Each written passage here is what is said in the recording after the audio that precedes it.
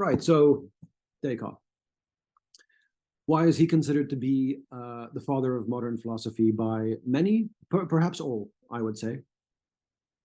So once again, the basic tenets of modern philosophy: the removal of the divine from the center, epistemology prior to metaphysics, the rise of scientific thought, and science in those days was called natural philosophy. It was a part of philosophy. And methodology becomes important. The natural philosophy term for science, we can see because we know, for example, the geometry that Descartes, the Cartesian plane, the x and y coordinates. This is Descartes, this is mathematics, which was not very different to philosophy as we know it today in their view. It was all natural philosophy, explaining how the world works through a methodology and human insight. So, what did Descartes do? Well, he claimed to move away from tradition, religion, culture, etc., and to really think from first principles about everything. He moved away from Aristotle and his causes, and much more importantly, he moved away from the claim that we have from sensation. So Aristotle taught that we are all born with a blank slate for a mind, and then we go through life, we have sensations of information, and this is how we build up our knowledge. Descartes says no. We can think really hard and really well about something, we can reason about it, and we are born with the ability to reason. And simply thinking about things very deeply can give us truth. We don't have to go out into the world and experience things to get knowledge. We can simply think. This is the classic caricature of philosophers today, sitting somewhere with a pipe in an armchair and just thinking.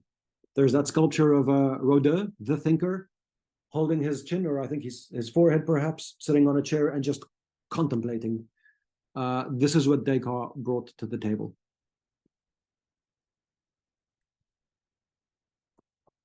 So when reasoning, Descartes realized that for a conclusion to be true, you need true premises. So if I argue the classic one, all men are mortal, Socrates is a man, therefore Socrates is mortal. The logic of this argument is sound, but it's only true, my conclusion, that Socrates is mortal, if my previous two premises are true. Namely, Socrates is a man, and all men are mortal. So a syllogism can preserve truth all the way through if you have it to begin with. And this is what Descartes was curious about. How can we start with a statement that is true without relying on tradition, etc.? So he was looking for what he would call the indubitably true premise. The first statement you can make that you know is true and use as a foundation to build up more truths. And so to get this, he employed skepticism, Cartesian skepticism. Doubt everything you can doubt and see what remains. So you can't trust your senses because we've all been in dreams where you think you see something, but you don't. Objects very far away appear small when they're not, etc., etc. So doubt everything, and what are you left with?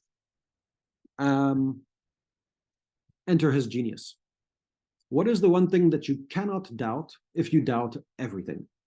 And he says, well, you can't doubt the fact that you're doubting.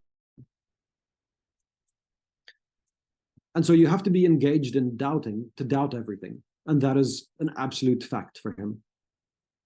To doubt, to question, to ask, to be skeptical, he says, is to think. So the truth that you cannot doubt is, I think, therefore I am. The classic Descartes formulation, the cogito ergo sum. So he arrived at this fundamental truth by thinking. In fact, he showed that by doubting everything, he has to be thinking, or he has to be doubting, and therefore he knows that at least he exists because he's thinking. What can we see from this? Firstly, it's anthropocentric. I think, therefore I am. This is to do with humans. This is very much a claim about humans and human thought. We can also see that method is accentuated over content. He didn't have a specific point he set out to prove. He set out to simply follow his method, namely doubt everything. You can compare this to Aristotle and the scholastics. They set out to prove that God exists. They had an end goal in mind, and they found ways to prove their end goal. Descartes went blindly. He said, I'm going to be skeptical and see where it takes me. And then he ended up with, I think, therefore I am. It's also, in a sense, similar to the scientific methodology, which works through falsification, doubting. If you want to make a very strong claim that all metals expand when heated, the best thing for you to try to do is find a metal that doesn't expand when heated. If you can't find such a metal, then you're in a good position to claim that all metals expand when heated. But to simply heat up every single metal you find and show that they expand, the universe is a large place with very many metal in it. So that would just take you forever. And so in this case, it's epistemology. He's looking for truth. This is a theory of knowledge.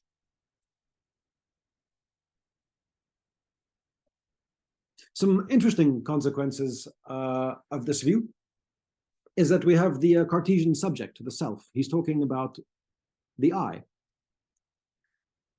It is only an I perspective that is proven to the same I. So I know, Peter, that I, Peter, am existing because I, Peter, am thinking.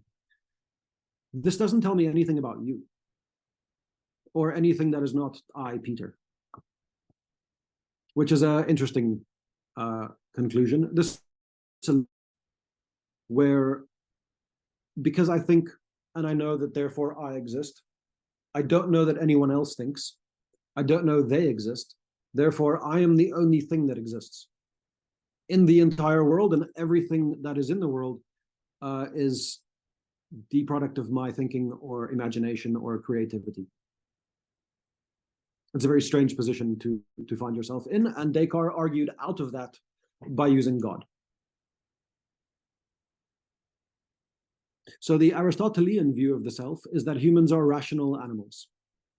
For Descartes, humans are thinking things. Humans are mind. For Plato, we are the political animal. For Marx, we are the producing animal.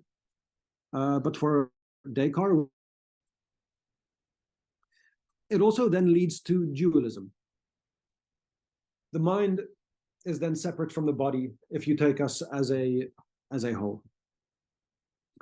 So there's mind, very different to that, there's body. For those of you who have done the ancient philosophy course with Plato, for example, case for him also, the soul existed before it was into the body, and then it joins the body, and then after that, we're not too sure. The mind is indivisible. You can't break it up into parts. It simply is thinking. Whereas the body, of course, is divisible. This is fairly obvious.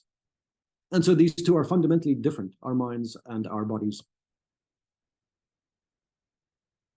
And then to the more interesting part for me, criticism.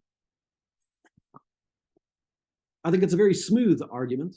It's difficult to argue your way out of the fact that you are not thinking, because to argue requires thought.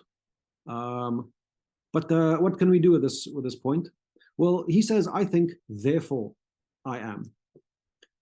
So there's a logical operator there, right? One thing happens, which necessarily leads to or is caused by another thing. And so Descartes can't be said to doubt logic or causality. He assumes it's true because it's part of his conclusion. So how skeptical is he really? What are the limits of his skepticism? If you were to doubt absolutely everything, including the meaning of words, am I actually communicating to anyone in a meaningful sense at the moment? Do you understand the words I'm using as I intend to use them? Am I conveying any knowledge? If I doubt this too, the most successful thing for me to do would be to remain silent. So he has to at least have faith in the meaning of words, concepts, the existence of concepts, in order to make his argument.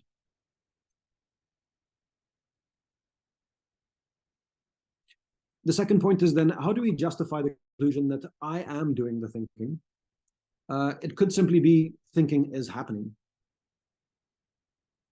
The weird logical form that this takes is that if his argument is one that proves that I exist, and it starts with I doubt, it assumes that there is an I that exists to do the doubting, and it uses this to then prove that there is an I.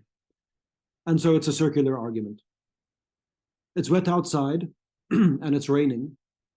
Therefore, I conclude that it's a stormy weather. I've kind of told you it's stormy to conclude that it's stormy, which means I've argued in a bit of a circle. And then this one I quite like. I think, therefore I am. What if I don't think, right? And there's a funny for philosophers joke. Descartes walks into a bar, orders a drink. He drinks it, he likes it. The bartender sees the empty glass and asks if he would like another drink. Descartes replies, no, I think not. And poof, in that moment, he disappears in a puff of logic.